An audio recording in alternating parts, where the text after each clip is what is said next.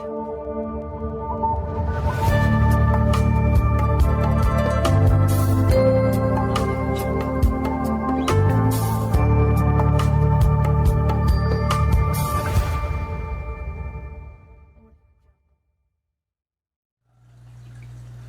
aquarium hobbyists, Sean with Shrimp Aquatics coming at ya.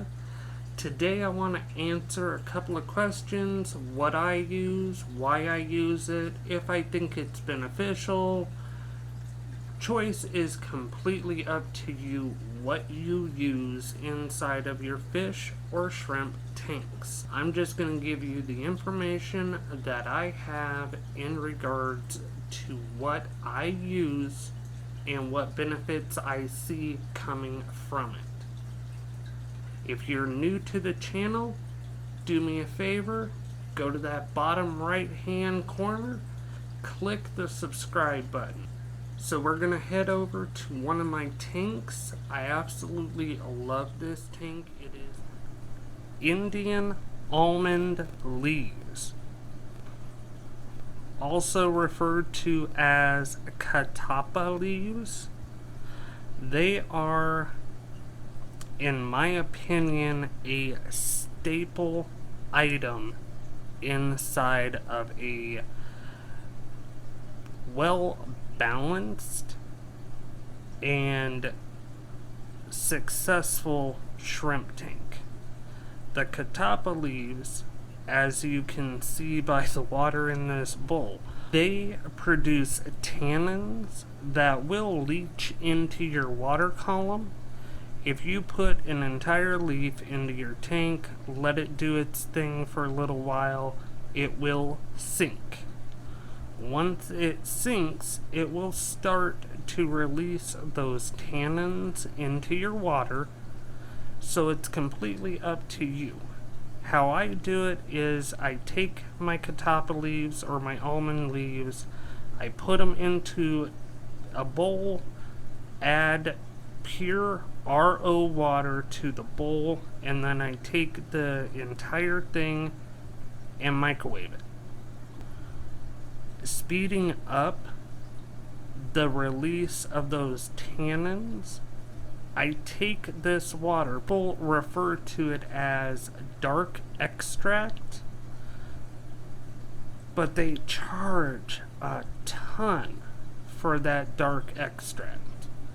You add a little bit depending on the amount of water that is inside your tank. As you can see, the Indian almond leaves are fantastic. The shrimp love them. They go to them because Indian almond leaves create a natural cover inside the tank. They allow for a ton of biofilm to grow on them. The tannins that I was discussing with you, those are fantastic for a shrimp tank because they contain antioxidants, minerals, all of that good stuff that your shrimp need for day-to-day life. So what I do is I take that dark extract, I suction up some of it, and then I'll add a little bit. For this tank, it's about 1 ounce. I add 1 ounce of the dark extract directly into the water column, which, yes, will discolor your water. Some people don't like it, so it's completely up to you. You can do it. You can boil them beforehand, get that dark extract already out of it, and then put the leaves in. It is completely up to you. Now, Indian almond leaves will affect the overall pH of your tank, but it does take time for that pH to change, so it's not one of those going to happen overnight. For this tank, I add about that 1 ounce. I do that to all my tanks. I go through, I add 1 ounce of the dark extract or the tanned water directly into the water column for my shrimp. Again, with all the antioxidants, with all the good just overall qualities of that dark water, it's something that I've done since probably 6 months into the hobby itself. This tank is currently raising up a bunch of fry, so that extra little boost of immune support helps them in just acclimating better to water changes and just the overall challenges of being a fry inside of one of these tanks. Something else I use inside of almost every single tank I've got is this guy right here. Cholla wood. It's the skeletal remains of a cactus. It creates a natural hide for shrimp, for baby fish. It all depends on what tank you're putting it into. It's good for reptile tanks. Crickets can hide in it, making it more of a hunting challenge for your reptiles. Shrimp like it because after they molt, that gives them a safe area to hide from other shrimp and obviously from predators. That is an absolute must in every one of my tanks.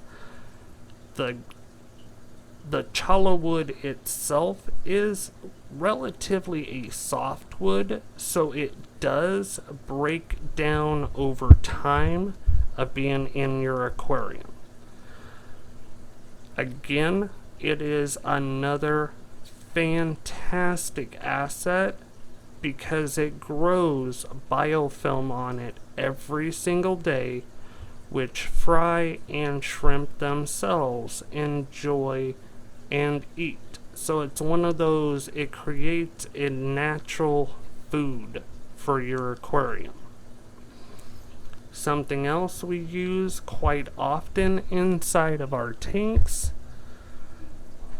the little orange guy right behind the piece of cholla wood right there, and the little orange guy right there. There's a couple more inside this tank, but if you look at my filter itself, water gets sucked in, goes through, comes out, same thing other side.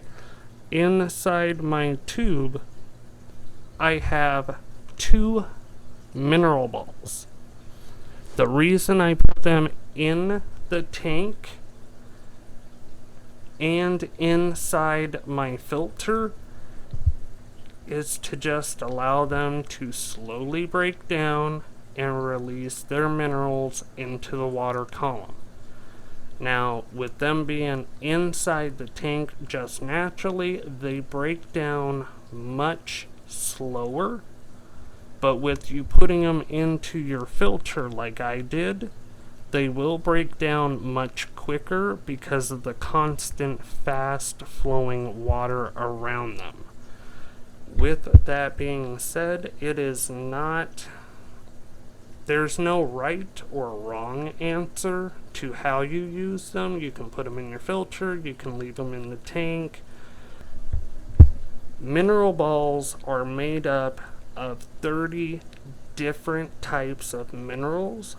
Contain minerals like calcium, very important to your shrimp, magnesium, aluminum, iron. All of that type of stuff is compressed into these tight 5, 10, 25 millimeter balls. You put them into the tank, they slowly start to break down, they slowly start to lose their overall integrity of the pressure, and that's when they start to release all of those excess minerals back into your water column. They again produce biofilm and little nooks and crannies that your shrimp can get into and start feeding from. Alder cones. Currently my alder cone is hidden underneath my moss balls there, or my moss plants. But alder cones, again, great for a shrimp tank. They have all the nooks and crannies. They make excellent hides for baby shrimp. They also produce lots of biofilm because they're an all-natural, so they slowly start to break down inside your water column to ensure that the fry have little nooks and crannies that they can go and hide in, especially when they're first born, that produce biofilm for them to feed on and allow them to just take cover and refuge from all the adult shrimp that are inside the tank. Alright guys, that's it for today from Shrimp Aquatics. I hope you enjoyed the video. Again, if you are not a subscriber to our channel, just click that little subscribe button in the bottom corner and let us become a part of your guys' shrimp or fish family. If you've got any questions or comments in regards to any of the items that we use inside of our tanks, please just list them down in the comments. I'll be sure to answer absolutely as many of them as I can. Again, hoping that is our goal right now by May 1st of this year, to launch our website, shrimpaquatics.com. I'll put a link to it in the comments below. It is not up and running as of today. It is, Sunday the 26th, I think, of April. So hopefully about another 4 or 5 days I'll work out some more of the kinks in it, and then we'll be able to get the site up and running. All the products that I use inside of my tanks are on the site for sale. I hope you guys enjoyed, and I will talk to you guys in about a week to 2 weeks. Thank you. Keep on shrimping.